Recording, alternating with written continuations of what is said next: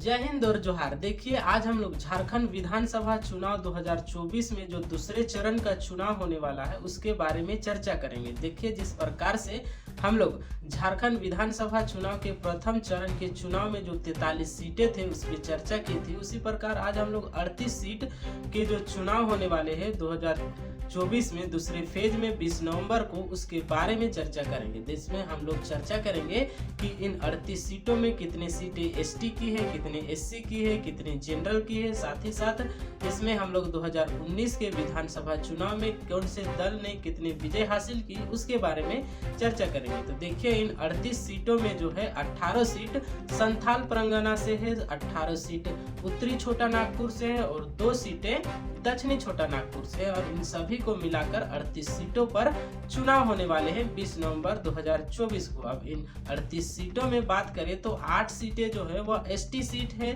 3 सीटें SC seat है और जनरल सीटें जो बाकी बचे 27 सीटें हैं वह जनरल सीटें हैं। अब बात करते हैं कि इन 8 सीटों में, यानी कि 38 में से जो 8 सीटें एसटी सीट है उसमें से 7 सीटों पर जेएमएम 2019 में विजय हासिल की थी और महज 1 सीट पर ही बीजेपी की विजय हासिल हुई थी 2019 के विधानसभा चुनाव में। अब आगे बात करेंगे एससी सीट पे, तो जो एससी सीट है उसमें से जो 3 सीटों में काफी ज्यादा फेरबदल देखने को मिला है। जो कभी एनडीए अलायंस में थे 2019 के चुनाव में, वो अब यूपीए अलायंस में यानी कि इंडिया अलायंस में चल गए हैं और जो इंडिया अलायंस में थे वो एनडीए अलायंस में आए हैं। तो इसमें कहना संभव नहीं है कि कौन जीतेगा कौन हारेगा, ये तो अलग की बात है। अब आगे हम लोग बात करेंगे कि जो बाकी बचे जो जनरल सीट है, अब इन जनरल सीटों में टोटल 27 सीटें हैं और इन 27 सीटों में 10 सीटें बीजेपी को जीत हासिल हुई थी 2019 के विधानसभा चुनाव में।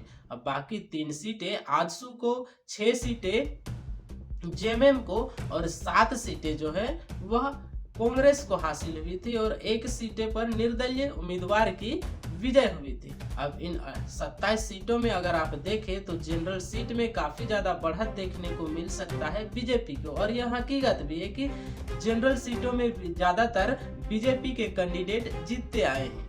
यह तो हुई। अब इसके बाद आगे हम लोग बात करेंगे कि इन सीटों के बाद अब 18 जो सीटें हैं संथाल परगना में, इन 18 सीटों में जो है वह 14 सीटों पर इंडिया अलायंस यानी कि कांग्रेस और जेएमएम की गठबंधन वाली सरकार की जीत हुई थी 2019 में। और बाकी जो बचे 4 सीट जो है उन 4 सीटों में एनडीए अलायंस यानी बीजेपी की 4 सीटों को जीत हासिल हुई थी 2019 में। उनमें से भी अगर आप देखें तो महज 1 सीट ही एसटी सीट था, उसमें जीत हासिल हुई। बाकी जो 3 सीट थी इन 4 सीटों में बीजेपी की, वह 3 सीटें जनरल सीट थी।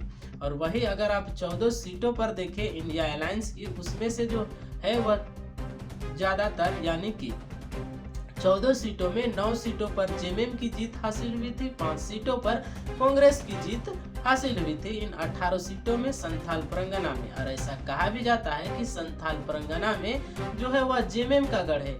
आदिवासी का जितना भी वोट है वह ज्यादातर जेएमएम को सपोर्ट करती है और यह गढ़ होने के कारण ही बीजेपी इस क्षेत्र में काफी अच्छा प्रदर्शन नहीं कर पाती है, जिसके कारण से इस बार के चुनाव में वह काफी ज्यादा इस क्षेत्र में संघर्ष कर रहे हैं और बाहरी यानी कि बांग्लादेशी घुसपैठ का मुद्दा वह बार बार उठा रहे हैं आदिवासियों के बीच में, वह और आदिवासियों का समर्थन पाना चाह रहे हैं।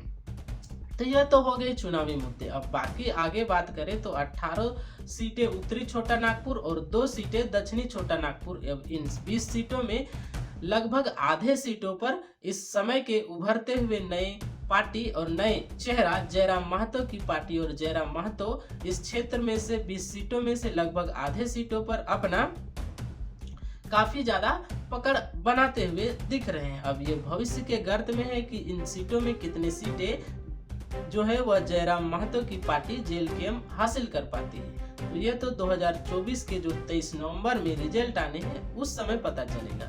आज के लिए इतना ही। जय हिंद, जय झारखंड।